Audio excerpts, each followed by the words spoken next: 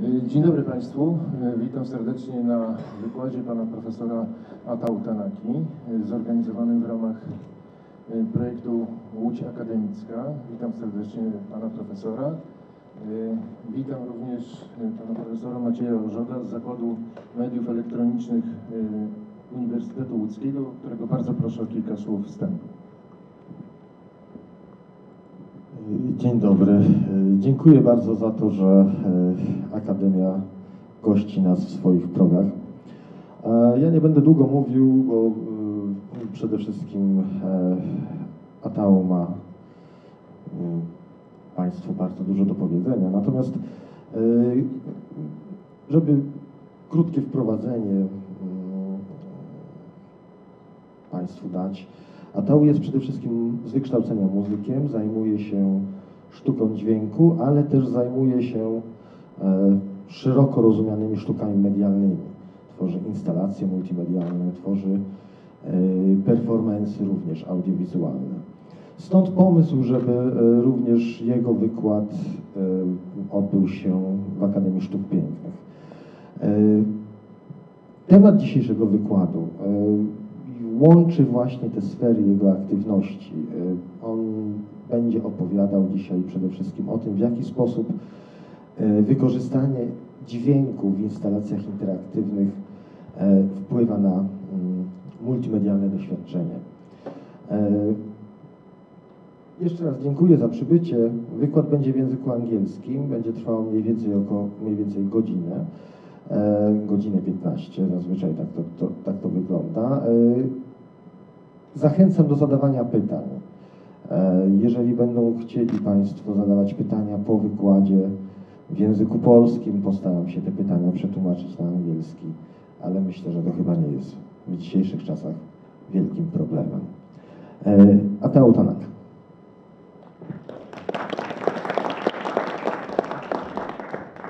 Yeah, thank you for the welcome here to the Academy of Fine Art and the end of very busy 2 days, yesterday at the university, last night in concert, and now a final talk, each time a little bit different. So today, as Maciej mentioned, it will be about installation, media art, but from the point of view of a musician. So. Yeah, in fact, maybe I will stand like this, if it's okay. Do it like this.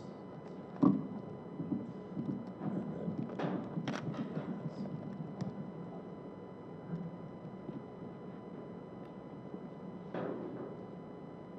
okay,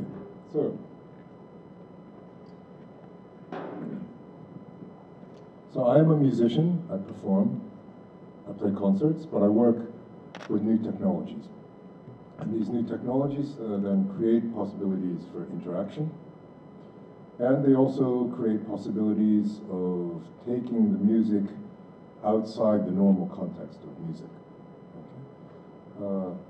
So I go into the media art space, making exhibition pieces, installation works, and as much as I go outside of music, I come back with my instinct of a musician. And in this way, we'll see how my media art works work with the idea of musical instruments, okay, as almost a fundamental concept. Okay. So what does this mean? Well, we will see 3 pieces that describe this. So when we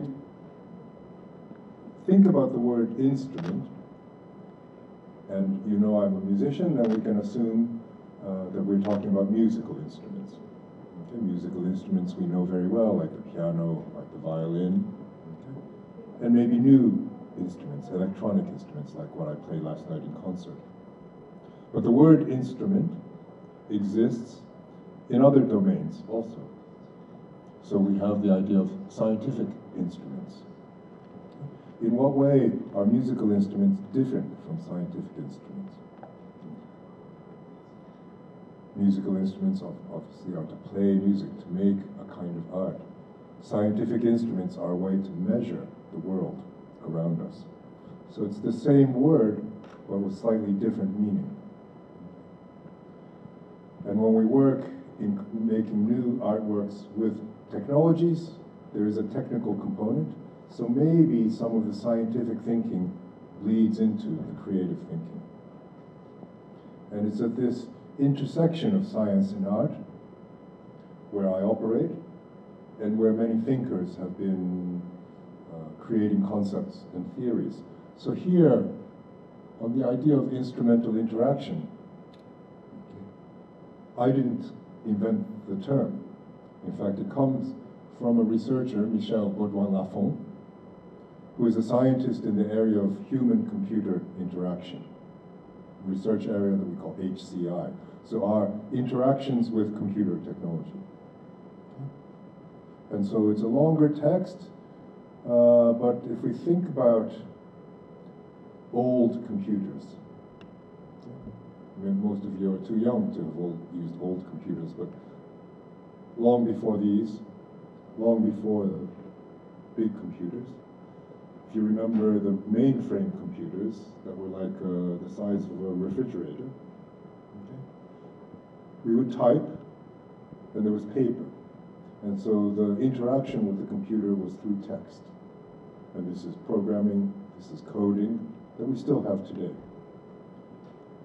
But with devices like the mouse, the trackpad, or touch screen, we start to manipulate graphically objects in the computer space.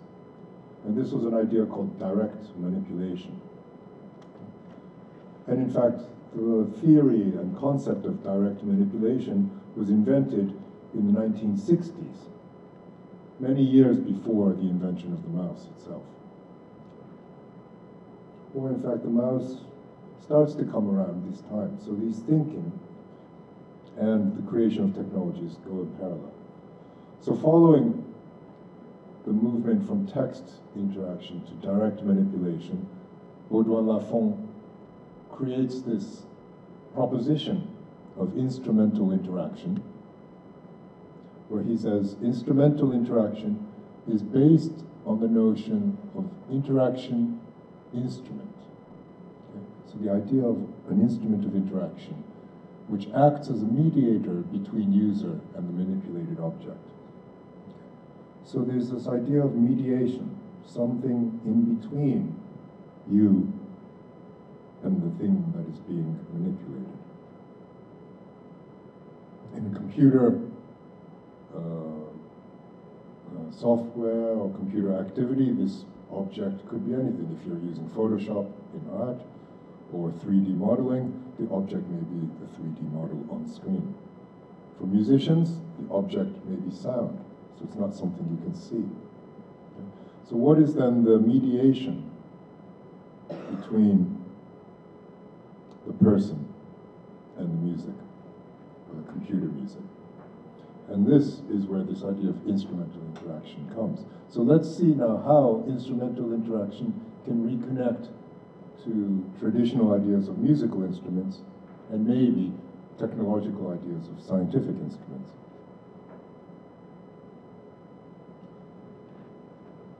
So here's a very old way to show musical instruments. Okay. We see a family of string instruments. So as you may recognize, a violin, viola or alto, bass or cello, okay, and other lute, stringed instruments with no body, some that I don't recognize. Okay. And so that's one family of instruments that is one point in this map of musical instruments. Okay. And in fact, they are what we call the chordophones. Chord for string. But we also have the aerophones, instruments of air, so blowing instruments, trumpet, clarinet. Okay. We have membranophones, instruments with membranes, percussion, drums. So this becomes a kind of taxonomy. Okay. of musical instruments. And you see there the electrophones. And so this is a rather modern taxonomy. This map was made many years after this picture. This picture is very old looking. This map can expand to accommodate now electronic music instruments. And so we have in the electrophones radio instruments, amplified instruments, electric action, what might that be? So this becomes a kind of very taxonomy of musical instruments. And it seems systematic.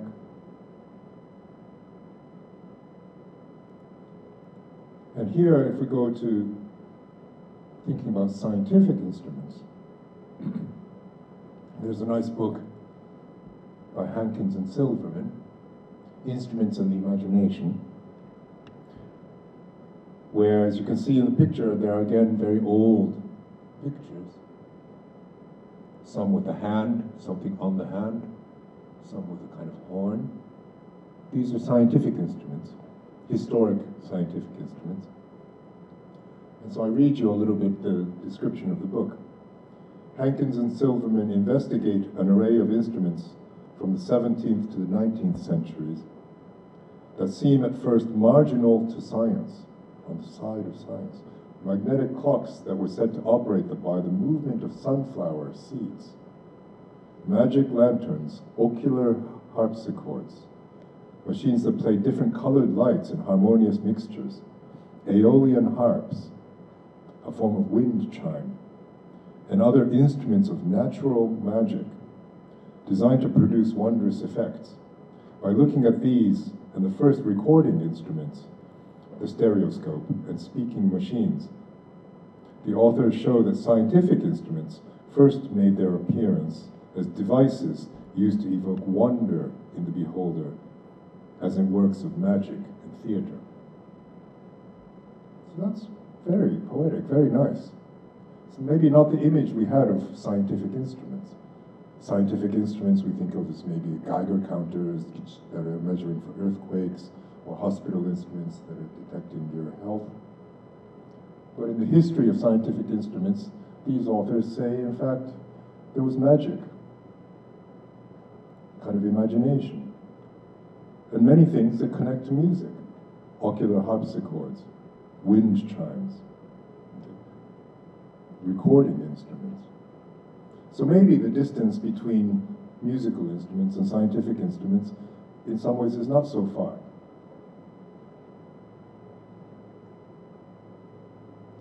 Now if we go to the present time, well now this text is 10 years old, but still it's after 2000.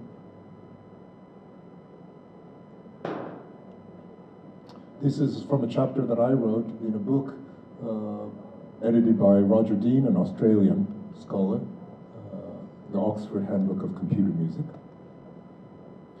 And in this text, I talk about instruments. So if this part of the lecture is of interest to you, you can find this text online. Well, in one part of the text, I try to extend the definition of musical instrument from the traditional instruments we know, like the violin, to more modern, more contemporary instruments that we know in our music, in pop music and elsewhere, the electric guitar and DJ turntables. In what way are these the same? In what way are they different? In what way do they extend the same tradition? A guitar and a violin are very close because they're both in the family of string instruments, chordophones. But the violin is an acoustic string instrument, and the electric guitar is an electric string instrument. And as an acoustic instrument, the violin has not just the strings, but the body that gives us the resonance. And it's the resonating body that gives us the sound, the character of the violin. These are important things I come back to in my projects. The electric guitar has a body, but it's just a piece of wood. There's no hole, there's no air. It doesn't resonate in the same way. So if you play electric guitar by itself, it makes very little sound. You need the amplifier, and many guitar players use effects pedals, plugging in pedal one after the other to make their palette of sound. So is the electric guitar a musical instrument by itself, or does it need the amplifier? Does it need the effects pedals? And if it does, what is the instrument when you have the guitar, the pedals, and the amp? Is it 3 instruments, or is it 1 instrument with 3 parts? So in that sense, I think it's 1 instrument. Okay? That can be reconfigured, that can be changed. But because it has 3 elements, it's a system. So I think of the electric guitar instrument, the pedals and the amplifier, as an extended system, a musical instrument as an extended system. Now here I'm taking a little bit terms thinking from computer science. Same with DJ system. A record player is not a musical instrument. A record player is an old way to listen to music. So it was a way to consume music. But then performing in clubs, DJs would take 2 record players, sometimes more, with mixer in between. Okay? And there are some DJs who are very virtuosic, performing with many gestures and skill in finding the right groove, in using a crossfader, synchronizing 2 records. So this skill of performance becomes instrument-like. So if we take the electric guitar model, maybe 1 record player, 1 phonograph, is not a musical instrument. But a DJ setup of 2 phonographs and a DJ mixer can be considered an extended system that's a musical instrument. But there's another problem. There's no strings, like on an electric guitar. Of course, a record player is not a chordophone. Maybe it's a vinylophone. It needs the vinyl. But if you don't put the vinyl, there's nothing. So it's a musical instrument that's empty musical instrument. And so here I say, okay, it's an extended system that's a musical instrument, but that's empty. So content-less musical instrument. And so here I start to use the words from media theory. Okay, content. We have a system, we have content assets. Okay. We need the media to put in this instrument. So it's finished only when the DJ chooses a record to put in, chooses the other record to mix them.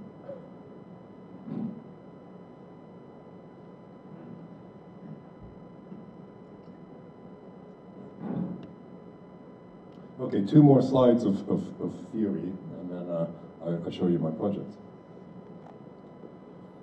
Now, when we work with music technology,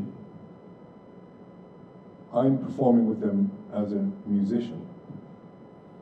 But music technology has a democratizing effect. Okay? We can use GarageBand on the computer, and people can start to mix sounds and say, oh, I don't know how to play piano, I don't know how to read music, but I'm mixing some sounds. I'm not a musician, but I'm making music. It's nice. This is the democratizing power of technology. Okay? And more music today that we hear, most of it has been produced at some moment on a computer. At least it's recorded on a computer. So then we start to get into the confusion. Is the computer used to create the music, or is it used to record the music or produce the music? And what are the differences? Okay. Is it a creative tool or is it a practical tool? And then I use the word tool. And often, if you're a music nerd, getting software, Ableton Live, your controllers, MIDI devices, people are, yeah, oh, that's cool, what do you use? What tool do you use to make your music? And we use the word tool a lot, because this is a word coming from technoculture, the culture of technology. And we don't use the word instrument anymore. What software do you use? What's your tool? Pro Tools is the name of a product, the most famous professional recording system. It's called Pro Tools. Yeah, because Pro Tools is not a musical instrument. But why can I say that? So to understand this, maybe we need to understand the words tool and instrument, and understand in what ways are they similar and in what ways are they different, and start to be a little bit more careful when we talk about music, musical tools or musical instruments. So a tool, unlike an instrument, if we think of a violin as an instrument, if we think about a tool, a hammer, a tool is utilitarian. It needs to be useful. It has a utility. It's task specific. It's specific to its task. It hits. Okay? It hits a hammer. And for a tool to be good, it needs to be efficient. A good hammer hammers the nail very well. And to make a better hammer, it's easier to hammer the nail. Okay? So to make it more efficient, we can optimize. And here, these are ideas from engineering. Okay. Musical instruments, on the other hand, are a bit different. Okay. They're not utilitarian, because music, there's no use for music. Oh, we need music in our lives. But really, there's no utility in music. Or, without getting into the debates of the usefulness of music, maybe we can just say musical instruments are not specific to any goal. Okay? And they're not specific to a task. A violin doesn't have one thing that it does. Okay? It doesn't hit a nail and only nails.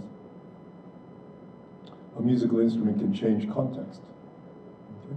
A violin can be part of a symphony orchestra. A violin can also be part of a string quartet. The violin can be played not for classical music, but in folk music. So it can go from the concert hall to a pub. And a violin is a violin. What does this mean? It makes notes between the G below middle C and goes up several octaves. Oh, but it's the same tessitura, the same range of notes as a flute, almost. The flute starts at C and goes up three octaves as well.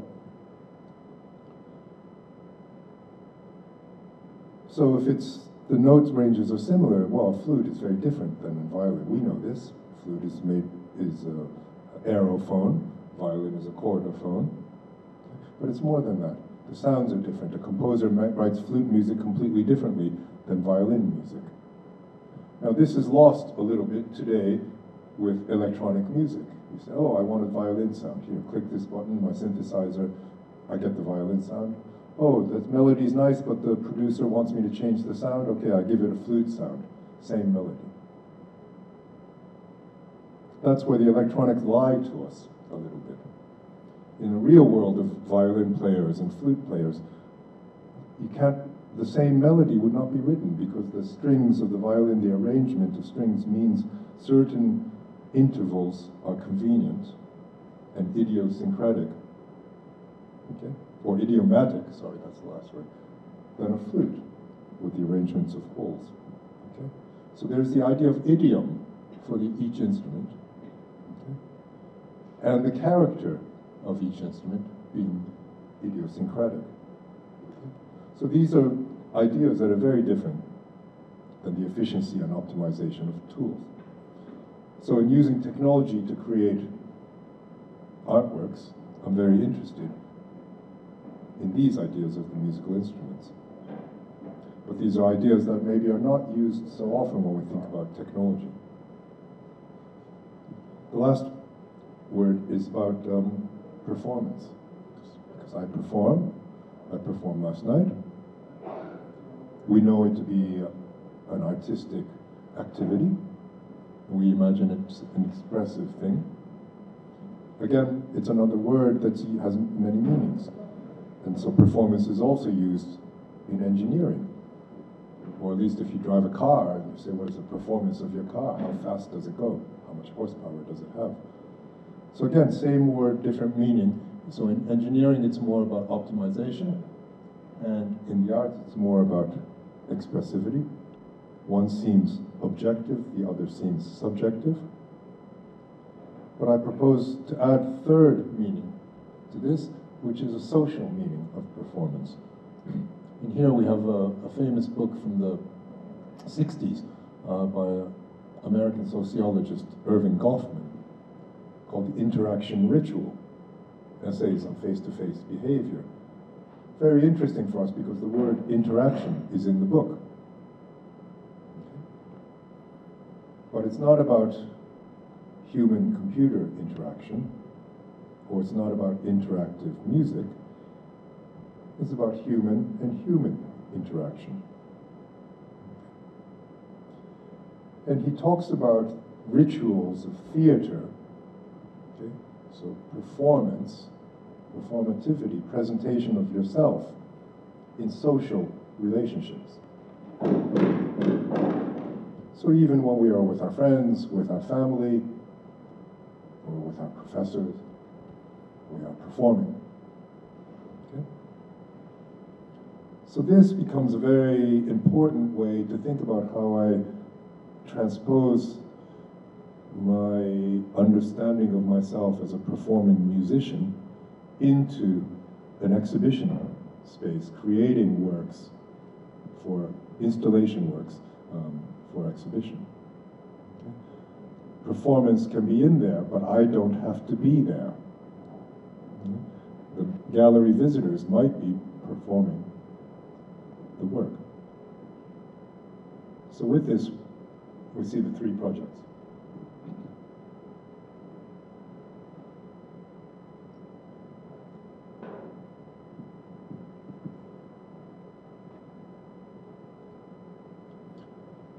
I see a typographical error in my slide.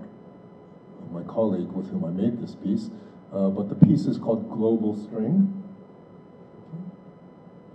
It was made almost 20 years ago. Well, 2001, it won an award at the Ars Electronica Festival in Linz. It is a collaboration with the Polish-French composer and bass player Kasper Toplitz. There's no T in Kasper, sorry, Kasper. And here's the instrument. I mentioned it very quickly in my talk yesterday at the university, but now I will explain it a bit more in detail. So we are two musicians working on this instrument. I'm a composer, Kasper is a composer. Okay? I play electronics, and Kasper plays bass, electric bass. And he said, oh, let's make a huge bass that goes around the world. And I said, okay. This is where we can use media art technology. So let's make a giant string. You don't need media art for that. But yes, to go to the other side, the string is not only this giant steel cable, it is very big. It's 15 meters long, okay? But it goes into space. It disappears into the black ceiling of the gallery. And the string comes down somewhere else. Okay, so it's a single arch of a string. But here, it's in Rotterdam. There, it's in Linz. And we see the other end on the video projection on the right. Sort of see a line coming down. So you see a kind of visual continuity. We just don't see the middle. Because the middle is the network. Now this is 2001. Today, you might say, oh, Casper and Attau, they made a Skype piece. Maybe we can make instruments like this with Skype today. So this kind of concept becomes possible for art students. In our day, there was no Skype. This took about 4 computers, special digital phone connections. Okay. And so we see some of the data of the network on the left screen, the green kind of computer readout, is the transmission of network data from one place to the other place. So those are the elements of this musical instrument. But really, it's a chordophone. A very simple chordophone, a monochord, one string. But here we say that it's a hybrid instrument because it's physical, but also virtual. Okay, it's steel cords at the 2 ends, and network, immaterial network in the middle. Okay. It's hybrid also because it has sensing and actuating. So what does that mean? Sensors are picking up, are detecting the movement when someone comes to play on the string here. There's also actuators, electromagnets that can make the string move. And so we put the sensors into communication with the actuators across the network. So if you touch it here, it moves over there. Okay. And it's hybrid also because of this question of performance. Okay. It's a musical instrument. Casper and I are 2 performers. So we want to play a concert with this instrument. And we do at the opening of the exhibition. I'm here, Casper is there. We're performing one concert from 2 places, but on one string. But it's also something that's, as you can see, is left in a gallery as an exhibition piece. So it's an interactive installation. Whereas you'll see in some of the photos, visitors can come, see, try it out themselves. And then the last point is about this question of its sound.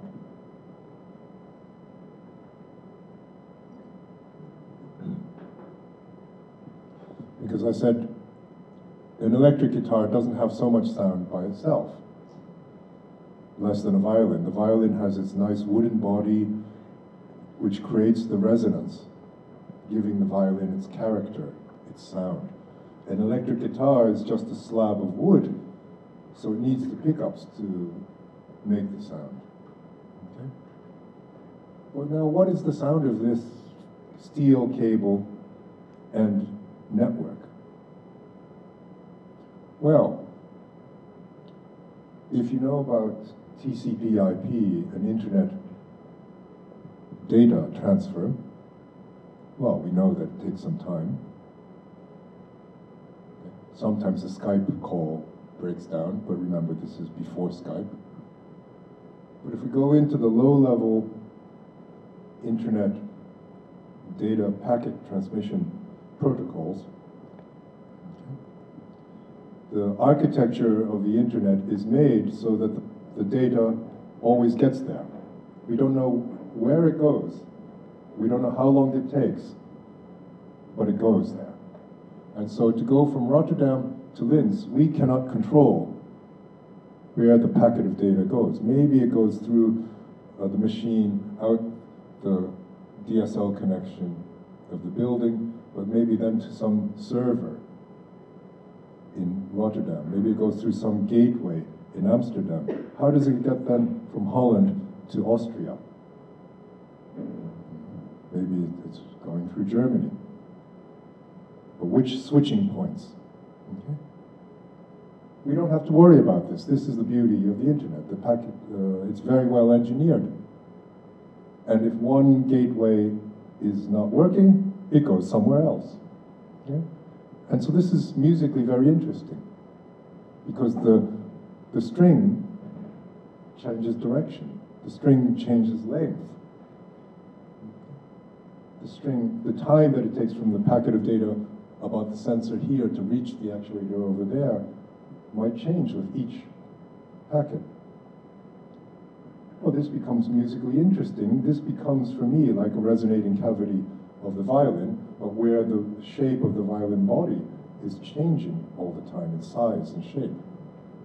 So I call this the acoustic of the network. So if we look at, kind of system diagram, we have gallery on one end. You see the many things that we have to have: pickups, cameras, projectors, and the network connecting two sites. Let's look at some photographs into this.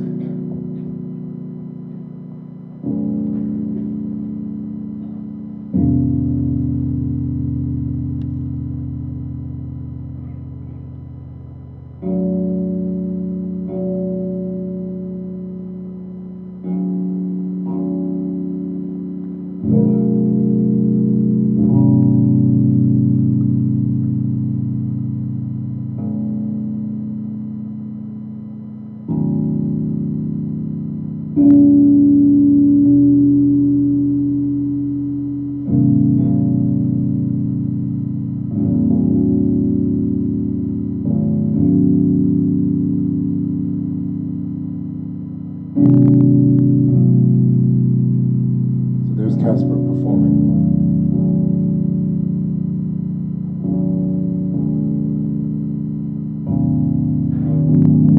And he can perform on the instrument in a way a gallery visitor doesn't dare, because he knows the instrument. He's a bass player. He can go wild. And there I am in Budapest in this case.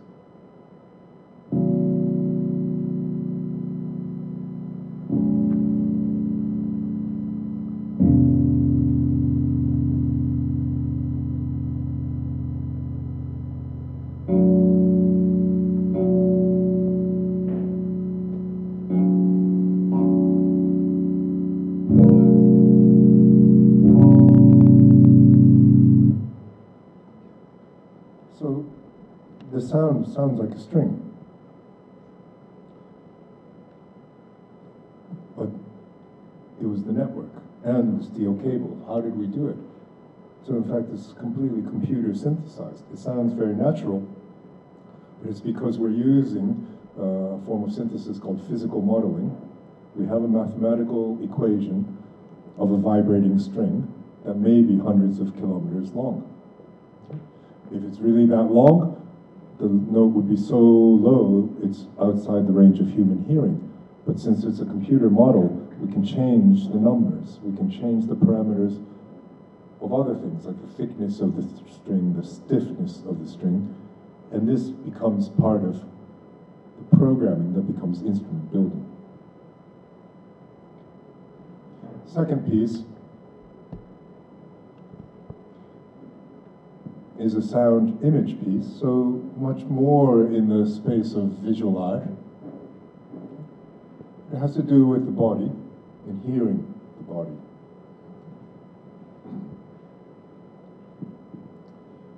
So what we see here is what looks like a Japanese shoji, okay? A paper screen that we often find in Japanese homes. It's sliding to separate rooms, kind of iconic object. In this case, its scale is much bigger than in any real home, and I use it as a projection screen, but it's been made with the kind of structure and the panes and even the materials of projection. You can see the weaving, kind of paper-like texture of the projection screen. So onto that his old kind of structure. We project a digital image. It's a photograph. It's difficult to see because it looks like an X-ray, but it's a photograph of a woman on her side. Okay? And we'll see the original photo in a moment. It's a photograph. Now, I'm not a visual artist. I said I'm a musician. So in this kind of work, I collaborate with visual artists. And in this case, I had access to the photo archives of a very well-known Japanese photographer named Araki. And he's quite famous for producing very erotic photographs, often of women tied in rope in bondage. And so the piece is called Bondage. I take as a source a photo of Araki. Okay. And I create an interaction where we can hear this photo through a process of what we call sonification. So the photograph becomes a sonogram. It becomes the frequency spectra, okay, that can be scanned and listened to as sound. And so you may see some red vertical lines, okay, in the photo near, especially in the right. So it's a kind of scanning line going left to right. And the structure of the shoji means that I don't have to scan the whole photo left to right. I can scan sections, the different squares, the different panes, and create different frequency zones and different spatial zones in this. Okay? So there is a speaker system behind it, like a spatial sound system, but in spatial sound, if we're in a cinema, the sound space is horizontal. Speakers there, speakers here. In this case, I used quadraphonic sound, 4 speakers, but vertical in the space of the screen. And so the squares, the window panes down on the lower left corner might be heard in those speakers here. The ones in the middle and above are heard in the upper speakers. So they define a frequency range, the low sounds on these panes, but also a spatiality of the sound that are mapped directly from the topology of the shoji. Okay. So this also went to Ars Electronica a few years later, okay. And toured internationally. I went to Paris, IBEAM in New York, New Zealand, and other places. And here it is. So there's the original photograph. And there we can see there is a Japanese woman in a kimono in bondage. Okay. Very erotic, quite risky photograph, especially these days. But between this photo of Araki, who's playing on the imagery of Japan, and myself as Japanese American, choosing to use a shoji structure, but building a shoji unlike any Japanese shoji. In some ways, we're dealing with this question that's very contemporary today here of identity politics. So gender identity, okay, cultural identity, and playing with them, maybe in an instrumental way. So in the process, the original photo is never seen directly in that way because it's made inverted like an X-ray. And that's why, yeah, you sort of see the inverted photo. And then the funny pixelization there is here in the diagram what we see as the silhouette of the people in front of the screen. So there's an infrared camera mounted on the shoji, and so when gallery visitors come and approach the screen, we capture their silhouette, and the idea in the image processing is that the silhouette exposes the positive of the photo that's otherwise only seen in negative. And in this way, the presence of the viewer's body in front of the screen interacts with the body of the woman in the photograph, but across the screen without touching.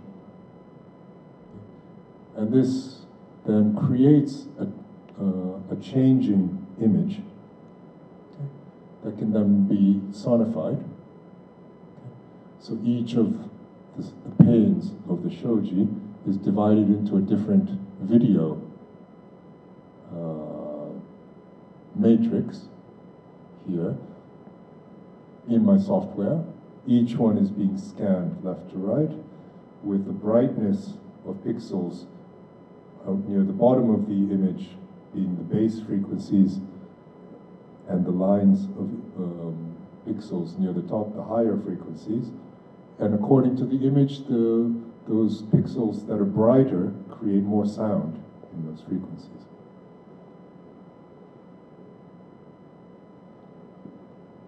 And that's the scanning process that we see. So then the shape of the body starts to play the melodic shape of the sound, or the more sudden parts of the image, like the rope that we see tying her waist on the right, creates more sudden percussive sound. And all this becomes mixed up as visitors move in front of the image, changing what would be dark to light and light to dark. Very hard to capture this on video because it's quite dark. And here it is in installation at New York at the I-Beam. There's some other sounds from other pieces that you hear, but hopefully you can hear this piece. It's got the very slow moving sine tones, and in the high frequencies, sometimes the bells that are coming out.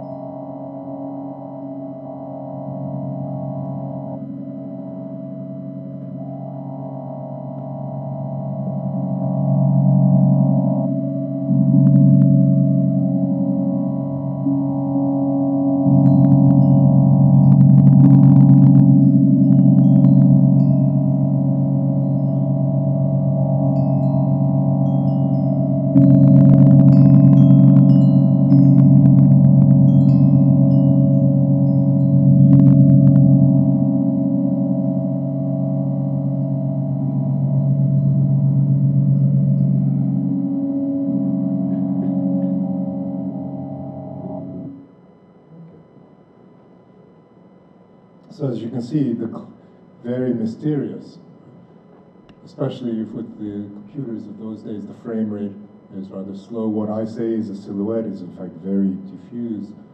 And so without the explanation for the viewer to how much can they decode, how much can they understand, how much is that important, okay?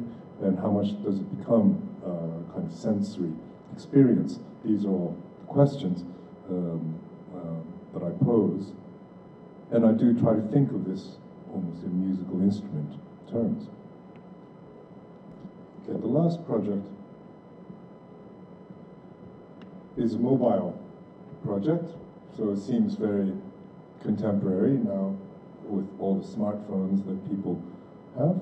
But this was 2006, and I was working in Sony Computer Science Labs at Paris.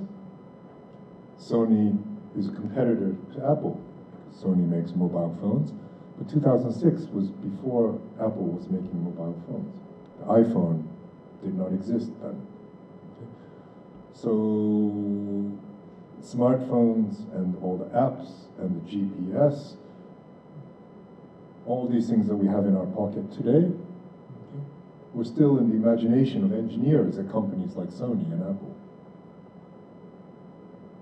We knew it was coming, okay, but the product was not available to consumers just yet. But with this technology, maybe before it's in our everyday lives, it was easier to imagine a completely experimental, creative use of GPS technologies. Today, we think about it as a convenience with a map to find Google Maps where we're going. Or if we're politically engaged, we might be critical and say, well, the GPS technologies, they're surveillance technologies, where someone, the companies or the corporations or the state, can follow you. These are all things that we think about artistically and that I put into a kind of playful situation in a gallery and in the neighborhood outside the gallery. So in this case, we are thinking about the city as a musical instrument and taking some of the things that were in vogue at the time. Wearable computing was starting to happen, okay, and the GPS technologies, using this idea of sonification again. How can we turn into sound the geographical movements of people? And to do so, to think not just about the technologies, but conceptually, to think about who else in art history played with the ideas of the city, about movements, about mapping. And one key avant-garde group that did these activities were the Situationists, les Situationnistes Internationales of Guy Debord. And you may know his book, La Société du Spectacle. It's a very important, radical text of the time, already opposing, okay, social control by the state or by capitalism. And the Situationists proposed activities like the dérive, ways to turn upside down your understanding of the city, of a place that you think that you know. And some of these games were quite absurd. I give you a map of London and give with which to navigate Paris. Or we have a game where you say, okay, go to the first bakery and then ask them where is the first laundromat. And from there on, there are a series of little tasks as ways to discover the city in a new way. I wanted to do this with mobile and digital technologies, so I created a piece called Net Dérive. And here are the elements. There is a mobile phone. Okay. It's not a smartphone. It's the beginning of a smartphone. It's not so smart, so we needed two. One is a sender, the other is a receiver. With the two phones, we created a wearable scarf, an écharpe that you see around the neck of the person. In the gallery, we have ways to monitor the location of these devices, and we made 3 of them, where gallery visitors could take them and walk around the neighborhood outside the gallery. So we have a Google Earth map on the top, where we could follow their movements and change to carve into the streets in 3D a trace of the path. And then other forms of visualization. in the red zone, just photographs, automatic photographs of the person as they walked, situated along the path where they walked. So one of the scarf, one camera, you see the screen, and you see the person using the screen, he has the map, okay? And he's got headphones, he's listening to the sonification. The other side of the scarf, you don't see the screen, you see the back of the phone and the camera lens. And since it's pointing out like this, it's just taking photographs automatically and laying them onto the collage. This orange zone is more like a radar, really like surveillance, where we each point the GPS location of each of the three participants is mapped out. And then we have even more abstract representations like these sine waves, which we hope to be the walking speed, okay, of the person. These are then all the elements that are turned into sound. There are really two elements in the sound. One, you'll hear a very minimal rhythm of blips, like a metronome. Okay? But a metronome where the tempo is changing all the time, because we're trying to calculate the tempo based on the distance between the three people. As they get closer, it gets faster. And you'll also hear voice commands. And in the video, it's going to be in French because we exhibited the piece in Paris. Stop, arrêtez, tournez à gauche, turn left. Okay? And so here are the situationist absurd commands. We set up a database of recordings and points in GPS space where if you walk by these number coordinates, it would trigger this recording in your headphones. Turn left. But what if you turn left and there's a wall? So it's up to the participant to decide for themselves whether to pay attention to these instructions or not.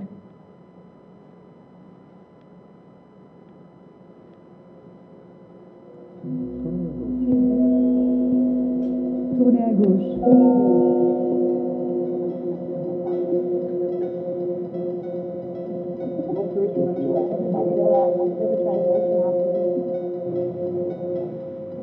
Allez à l'ouest. You're the red bar. Okay. Click again, you get the radar.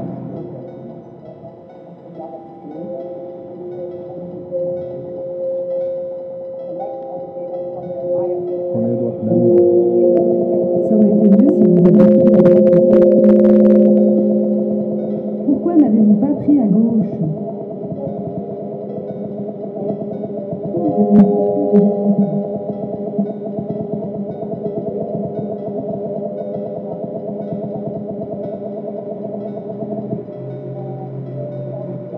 Est-ce que vous avez vu la voiture rouge?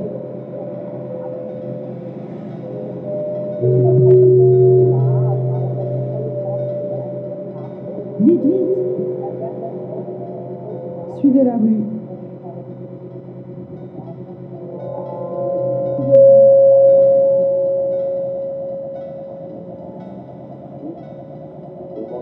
Ralentissez.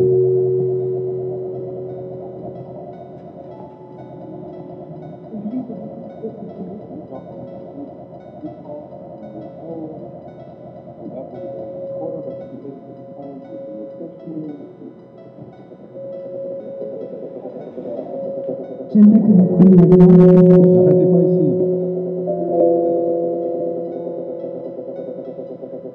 Ralentissez.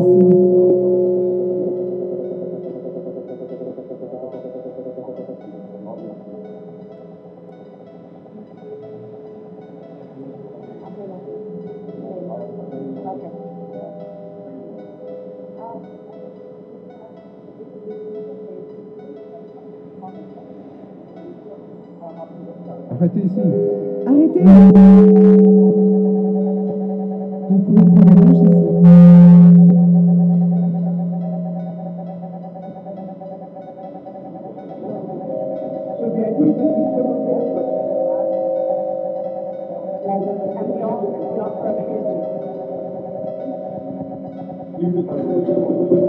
Est-ce que vous avez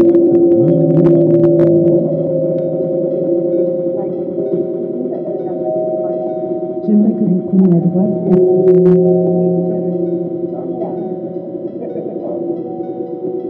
Allez pour 4 minutes à l'est.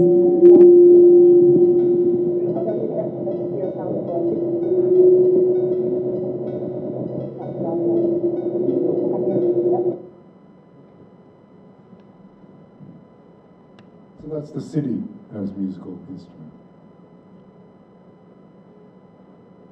Okay.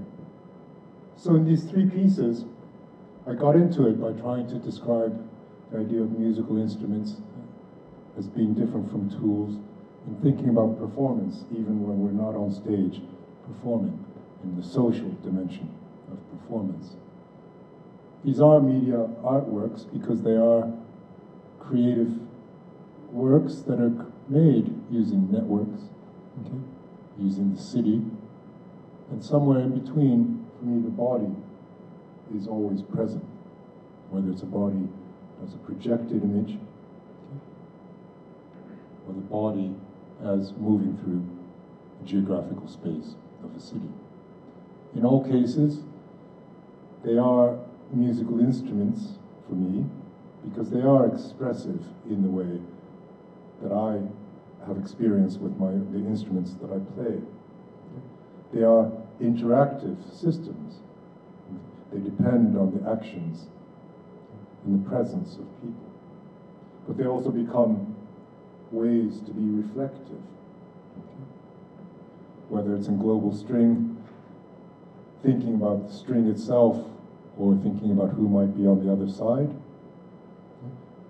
or in bondage, being in front of the screen and wondering about the women on the other side, okay, of the screen, or in Nectarive, getting lost in the city, wondering whether you should be listening to this command telling you to take a left, or wondering where the other two people are, and hearing this constantly changing rhythm, okay, alongside these voice commands. Always, I hope, that make the viewer and the participant in these pieces reflective in their interactions. Okay. So that's it. Thank you very much, and time for questions.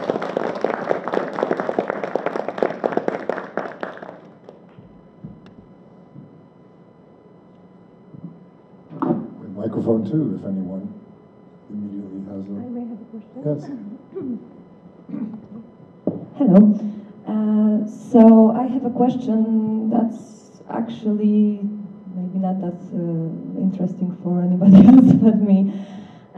When it comes to those two last pieces, the bondage piece and the city network piece, I started to think about the musical aspect of those two pieces and the construction aspect of those two pieces. When I think that about the city, we may say that we have some kind of musical improvisation thing, like jamming or something like this. And I have a question. Can we say that in the piece Bondage, we may say about this body being scanned as some kind of instant score or something like that? Yeah, so it's a question of, is it a score? So can we, I'm using the metaphor of the musical instrument, but can we use other metaphors from musical traditions, like the notation of a score? And in some ways, yes, this graphical layout in X, Y space is very musical. Going from left to right is time. Below is low notes. Up above are high notes. And yes, the technologies of sonification and sonograms, without using music notation, also follow this paradigm, but are continuous. We can create these heat maps, these analyses of recorded sounds to create a sonogram. And here, instead of analyzing sound to make an image, I'm starting with the image in the inverse process to make sound. If the photograph was just used in one piece, left to right, we could say maybe that is the score. And I've done other pieces using this technique, a piece taking a very famous photograph from the Vietnam War. And the piece is called 9 minutes 14 seconds over Vietnam. And we hear the piece. But then as a composer, I started to rearrange parts of the photograph to make the final musical structure. In this case, it's not just the photo, the image keeps changing with the interaction of the viewers in front. And so, yeah, the score is dynamic, and if we're to use this thinking. And it's dynamic because of the presence of the people in front. But there are, so yeah, it's a good question, but I thought of it more in an instrumental way because it's being played or performed. Yeah, it's being performed even if the viewer doesn't understand they're playing it. Thank you very much. Yeah.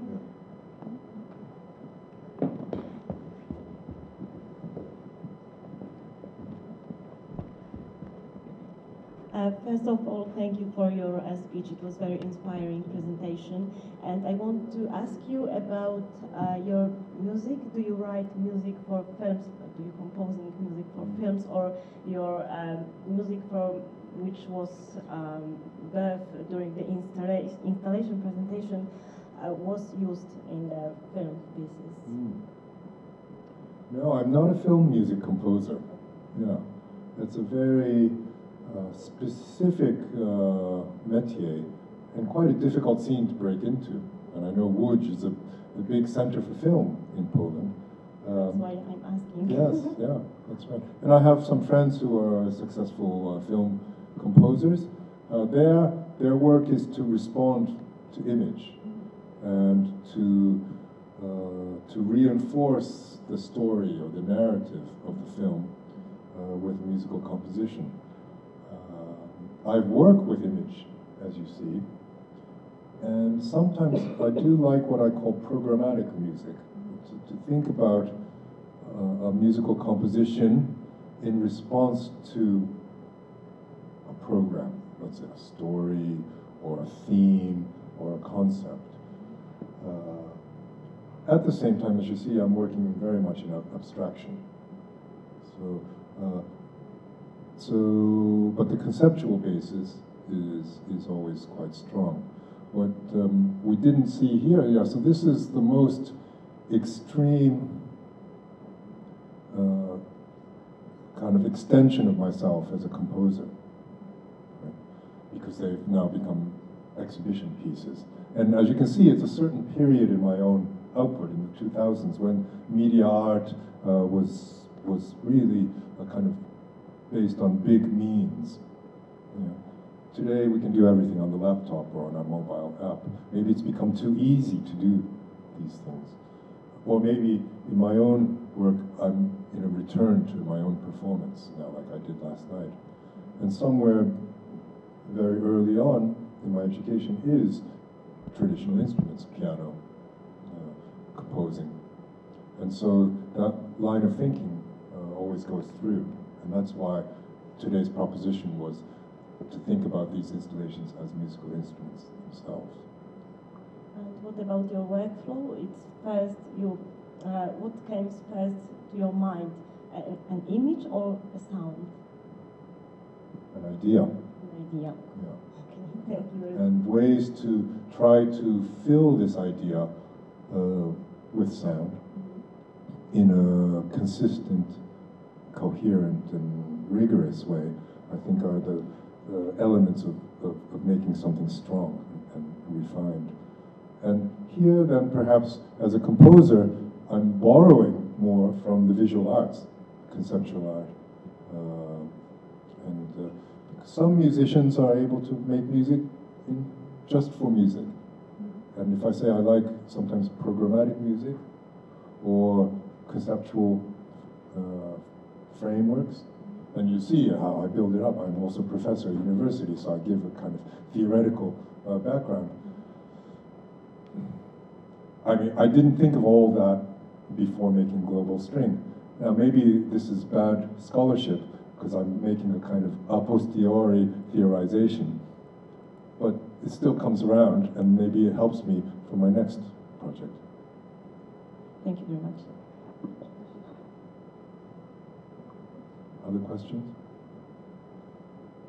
I promise to give simpler answers.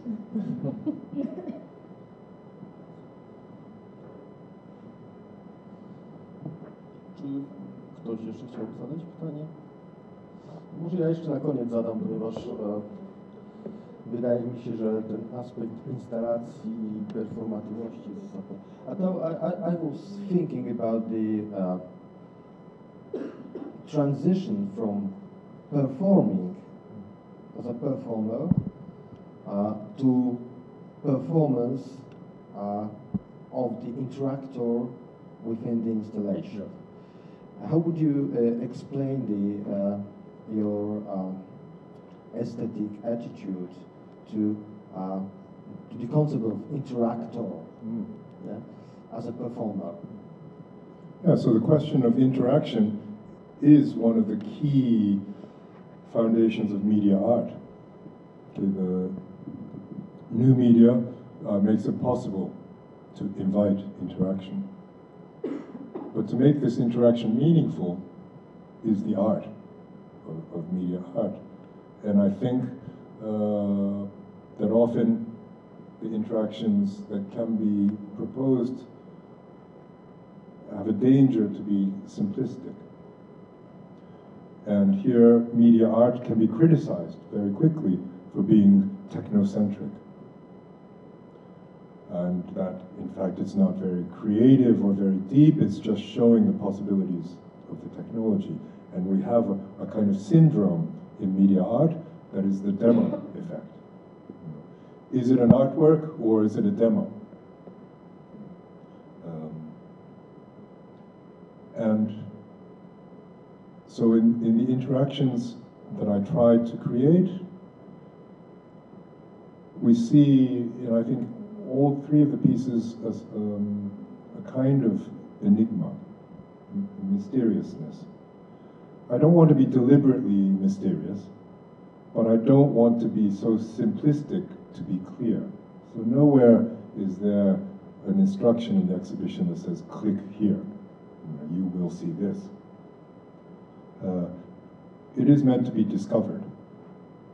And this also means that if the viewer doesn't discover, it's okay. So I think also there should not be a pressure on interaction or an obligation for interaction. In fact, because if you're under performance pressure, if you know you have to perform, you would get nervous and not perform so well. So if I accidentally, if I inadvertently create this performance pressure on the gallery viewer, they might say, well, what do I have to do? This happens often in technology art. I don't want that either. So in each of these pieces, you can do nothing and you have something.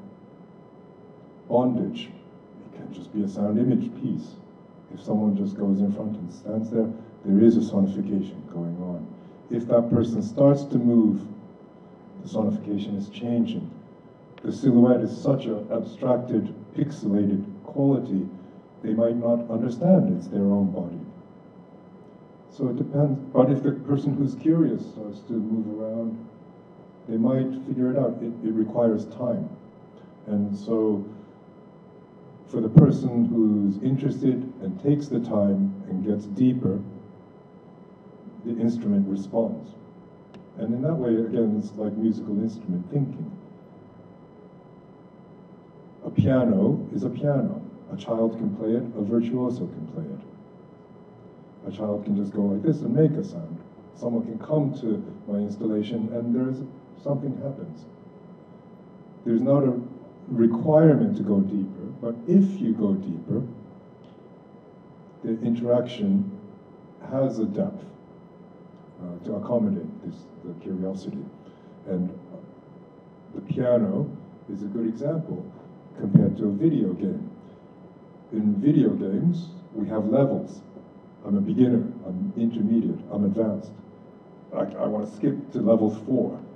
And so the software changes to become more difficult as a way to accommodate your increasing virtuosity. But a piano doesn't have levels. Piano is a piano. Its construction, its design as an instrument accommodates the virtuosity. And so I try to think of this when I create new media systems to accommodate different levels of use, but without this sort of game-like changing of levels. So we can say that you, because you're completely right that there is a tendency in media art, interactive media art, to some kind of dictatorship, interact or die, like the title of one of very important books on this topic. So for you, the aesthetics of interaction is more connected with choice of interaction. Yeah? I mean, the choice made by viewers. Do they want to be interactors or not? Choice is already very deliberate. So I want to go even more intuitive. I'm not saying it succeeds, but somehow, interact or die. What do I have to do? Creates a pressure. I hope that some kind of curiosity gets people to try things. The string, the string is here. So it has an affordance. So this is psychology of J.J. Gibson, environmental psychology, that's been picked up by design theorists like Don Norman. Affordance is the quality of the environment that invites an action in the person. So a chair has an affordance to sit. Now we know a chair is a cultural object, but it's also the design means that I can lower myself and sit. It doesn't afford the same affordance to a cat. It affords jumping to a cat.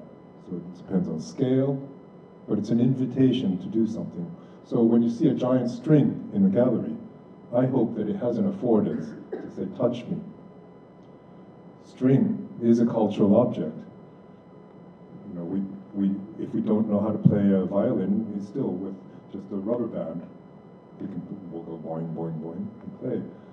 So hopefully this affordance is there in the gallery and it gets someone to come and bing, touch it. And if someone wants to touch it twice, bing, bing. And if someone wants to start to go like this, it's a long way before you become Casper Toeplitz, the virtuoso who takes the same instrument, goes scraping. But maybe if someone spent the time, they could get there. And so this is the other element of musical instrument thinking that I try to bring to new media technology is time. Technology changes all the time. We want something right away, instant gratification. But musical instruments are quite different. The violin takes many years to practice and to master. Well, so what if we create technology systems that don't give you the instant gratification? I don't want to create frustrating technology either. There are many artists who do very good frustration works. I'm not one of them. But somewhere in between the instant gratification and the frustration, maybe there is a time that will allow deeper interaction. Thank you. Maybe somebody else. I think that we have time for one more question. The last In one. Polish is okay. I'm not you to translate for me.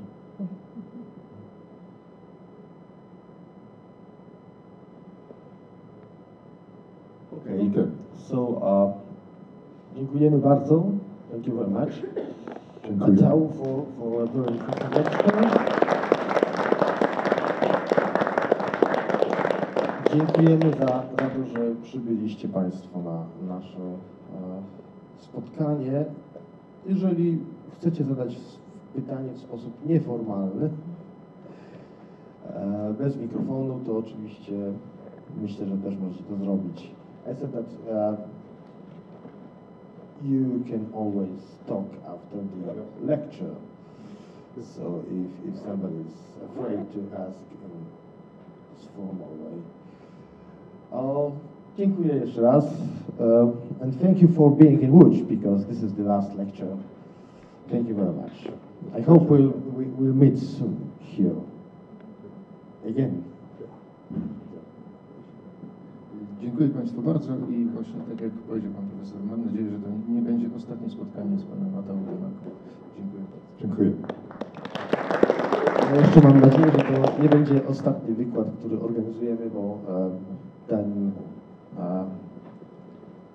fundusz Łodzi Akademickiej wygląda dość obiecująco i salę mamy znakomitą, tak, i mamy znakomitych włodarzy miasta, którzy rozdają pieniądze na prawo i lewo. Dziękujemy.